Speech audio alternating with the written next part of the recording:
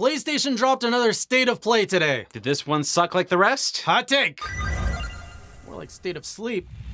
Look, we have seen enough PlayStation State of Plays to know that typically Sony doesn't really do the best of jobs. We have seen a couple. They always try to emulate what Nintendo's doing, which is kind of funny considering that Sony kind of originated the concept of direct video to the consumer through the PlayStation 3, because they did that, and they actually had a whole bunch of videos showcasing a whole bunch of games that were upcoming on their own PlayStation service. But you know what? We're not going to get into that. As it stands now, the people to beat when doing a kind of direct style is Nintendo. Microsoft's not good at it, Sony's not good at it, and I'm afraid this time around it was much of the same, in my opinion. It's getting a little bit better. So this is the fourth State of Play for this year. Before, it felt like there was one announcement that PlayStation wanted to make, and they would put that at the end, and then they would just add a bunch of filler in the front that you had to sit through, and at the end you're like, oh, okay, this is why they're doing this. Yeah. This is the first time that it sounded like, hey, they actually had multiple reasons to come out and do one of these. So it's a step in the right direction. But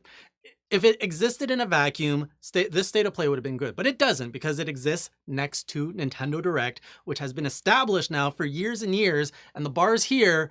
And State of Play is like, they're slowly making their way. Each time they release one, they're a little closer, but it's still a vast difference. It still feels hollow. It still feels like it's like a medical version of a Direct. It's like there's no personality, there's no style, there's no one coming out. In this one Direct, we actually got to hear from Ken Kutaragi, who we talked about just the other day, and he is the father of PlayStation, and what he said didn't really seem to matter that much. It didn't have any it didn't have any buildup. It didn't have any excitement. It's essentially the creator of the PlayStation was just like, glad you guys like it, and then he walked away. Like it didn't have the presence that I think they were hoping it would have. Right. It did feel like what Nintendo does by putting their staff and their executives, in front of the camera, getting their personalities known. It felt like PlayStation's like, oh, we got to do that. We got to build up our own executives, our past, our legacy, all that. We got to put them in front of the camera. Yeah. But the great thing with Nintendo when they do that, they actually have current employees of the company.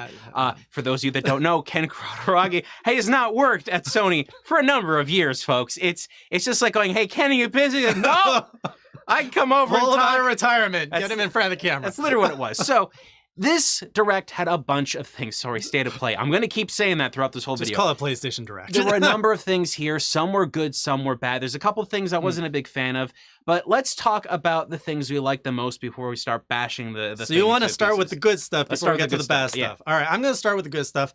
Big Samurai fan. Ghosts of Tsushima. Oh my God, what a freaking tease. A tease of a tease, pretty much. But I hated this. I couldn't stand this. Why would you tease that there's going to be a trailer in 2 days at another event? What was the point, man? It's not like people watching the State of Play were like, gotta watch the Game Awards now, because people are gonna watch the Game Awards to see what the reveals are. They're gonna watch it after.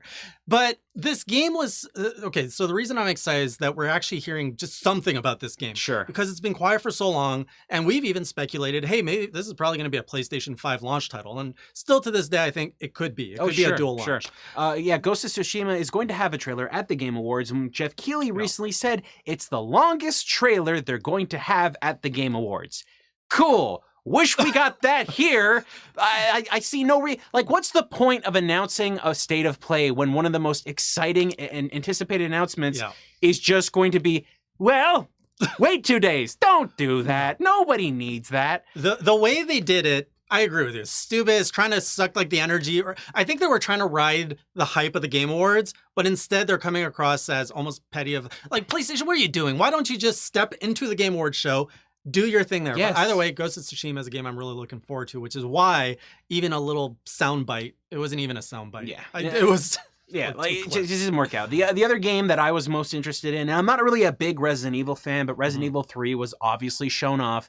For those of you in the know, it was leaked last week. They went on the PlayStation Store and they saw the information there. I don't know, folks. This should have been more exciting for people, but everybody already knew it was happening. So this really fell kind of as a flat note for Sony. How do you think this would have been interpreted if there wasn't the leak? Like, do you think this was on people's radar at all? Yeah, well, because last week, or not just last week, but everyone was kind of expecting there to be a new Resident Evil game, and they had talked about it. I think everyone has been anticipating a Resident Evil 3 because it's one of the few games that hasn't been revisited again. The original Resident Evil was originally remastered on the GameCube. That version has been remastered since. We've had variations of the other games that I've stayed kind of current, but Resident Evil 2 was a groundbreaking entry. A lot of people really got into the series at that point. Seeing the third one get revisited is important because that one really hasn't existed anywhere else besides just a handful of platforms. So do you think that there's okay, a few questions here. Do you think that Resident Evil 3 is a byproduct of Resident Evil 2's success, or do you think they were being co-developed? Because these look like ambitious games. They're ambitious games, but I think what really matters is that Resident Evil 2 and Resident Evil 3 take place in the same locations, so they're able to reuse a lot of the assets, the engine. The reason we're seeing this happen and it's coming out so quick is because they don't have to reinvent the world. They don't have to create a new groundbreaking thing. They've got the working parts there. We're to understand that a specific company is working on this that is actually composed of Capcom and Platinum people. So they're getting more people to work on this, from what I can tell, than the last one. So I think they know that they have something they need to work on very hard, and they need to get it out before the end of this generation. So I think that's what you're seeing here. A lot of people seem surprised in my social circles that it's coming out so soon. It's April 3rd, 2020 is when this game is dropping. Do you think we're going to see more Resident Evil remakes like this, or do you think that the 8th entry is going to be revisiting this universe that is in... wait, is it the same universe? It's the same universe. Yeah. Okay. I think what you're seeing here, Resident Evil 2 was really graphic, really dark and violent. There is more of a cheesy aspect to the other ones. This one was kind of trying to get away from that, and I think 3 is going to feel that same kind of way. I think that what they're going for with this is they're trying to keep the Resident Evil franchise alive, and I don't know where you go. Like, Ironic. you would... Like, the thing is, if you are to go next and remake the next entry, there was Code Veronica, there was a couple of other games. I think if they do it, though, you're probably going to see Resident Evil 4 remade. I don't want that to happen immediately because we've seen tons of versions of Resident Evil 4. But if they do that, they're playing with fire. That is a very renowned game. And it almost feels like remaking Final Fantasy VII, which is happening as well. But this is a big deal if they were to do that. So I think they're testing the waters. They want to see if this isn't just a fluke that Resident Evil 2 is a success. If 3 is a success as well, I think they have no choice but to go to 4 or possibly Code Veronica. Okay, sounds good. Are you ready to go into the bad games now? Oh, yeah. Not the bad games. Not necessarily the bad games, but they're not all this is bad. the negative. Bad. Yeah. Because my pick, and it's a good game, but I'm emotionally scarred from this. It's Kingdom Hearts 3, the DLC. And again, this is another one that got leaked earlier, so it kind of took the... And everybody also knew that this DLC was coming. Myself, I was a huge Kingdom Hearts fan growing up. I loved the first one, got the second one at launch, waited 10 years, got the third one, platinumed it, and I just felt really hollow inside. Because this franchise... evolved and mutated in so many ways that you can't even recognize it anymore. You're just like, Sora, what'd they do to you? They also, one thing that you'll notice, I don't know how familiar you are with the Kingdom Hearts series, but the third one was lacking a lot of like Final Fantasy characters. And that's one thing that the DLC is addressing, that they're bringing them back. But at this point, it's just, it feels so hollow and so empty. I've seen so many people in these like black cloaks. I'm just done with it. I'm done. I'm exhausted of Kingdom Hearts. It's the series that needs to end. And it's because I'm so emotionally invested that this is just the one that fell flat for this state of play. Yeah, I feel like this game, it's one of those things where the game has become so complex with the story that it's very hard to understand. I had a friend tell me if I really wanted to get into it, there is a collection of Kingdom Hearts games. I believe they're actually going to be coming to the Xbox soon. To what I remember. Yeah, that's right. And it's like a huge array of games that you have to play. Even if you've played all of them, the aspects of the story making sense are still going to be lost on you. And because this is an RPG, and RPGs are primarily about their story, it doesn't excite me to continue it. Hey, I like Disney films. I like Final Fantasy. You can merge those things and it can be fun, but if you try to really not figure out how the story is going, and it just sounds like a mess. It feels stapled together, and it feels that way, and it probably was that way. Yeah, I would imagine. We're just like, oh, we got to connect this branch back to the. It's a mess. Yeah. So what's your worst? So my worst game, I think this is gonna be like a surprise for many people here. Dreams. Dreams doesn't look awful. Okay, it's not one of those games when you see it, it looks bad. But the trailer they showed off literally is a video of multiple games being played, because Dreams is a game making toolkit. The same way that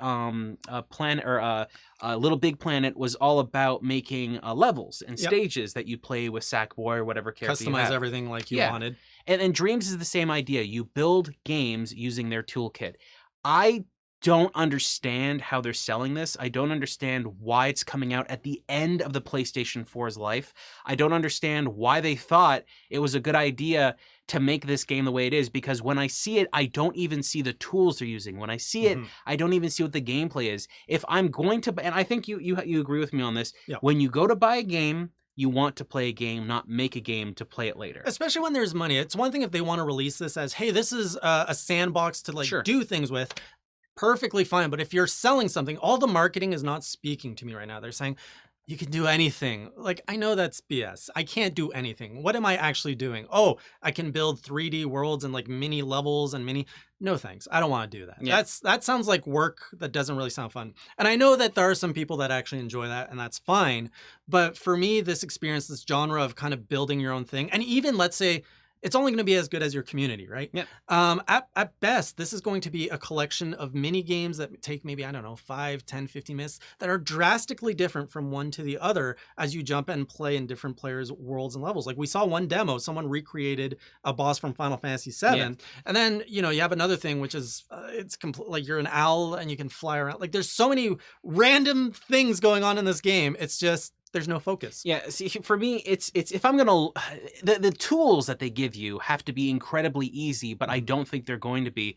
It was the same problem with a couple of other games that Media Molecule has made. The tools are more complex as you go. They're easy in formulation, but then when you actually try to do something, it gets more difficult the more complex your idea becomes. So for me, when I see a game-making toolkit to make a game, I'm like, why don't I just learn a real game-making toolkit to distribute it across a whole bunch of different games? Why would I further the success of a game that is selling based upon the content I created? Like, the philosophy there is weird, but I just don't see it. If I'm going to build a game on anything, I'm going to use something else that I'm actually going to be able to own and keep as my own like an personal industry thing. standard. And it's one thing if you're targeting a specific genre. So Mario Maker is a great example. Yes. You can only make 2D levels in that. Yes, that's correct. And look at your tool set. It's expand, like there's a lot of stuff just to make 2D levels. This game, Dreams, you can build anything.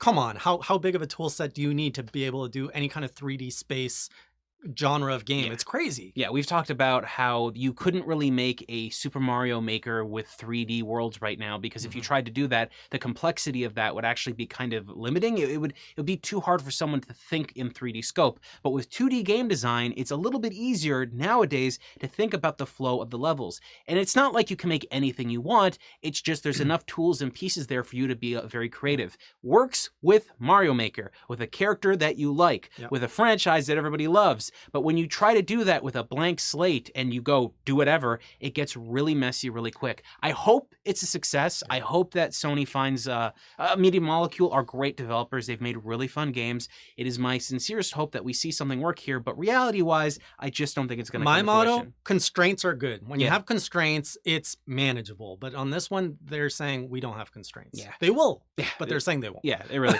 There was a bunch of other games that they showed off and stuff as well. Like we saw Untitled Goose Game, which, you know, everyone likes Untitled Goose Game. Everybody wants to play it, so the more platforms it's on, it's better. Yeah, the whole thing I found from this, though, is there wasn't enough exciting things. The exciting things that were shown off were things we already knew about because of a leak or something else. And at the very end of this, Ghost of Tsushima, which should have been the most exciting thing to show off with a very long trailer, is being held off until we see something else. Yeah. I personally don't think this direct, again, I'm always going to say direct. State of play. This state of play, I don't believe it was the fastest, I guess. It was the cleanest that they did. Yeah. And it probably should have been more exciting, but it has no personality. It's very just even the simple. Word state of play feels very dry and colorless. But I think they're heading in the right direction. So I want to, PlayStation, keep doing it.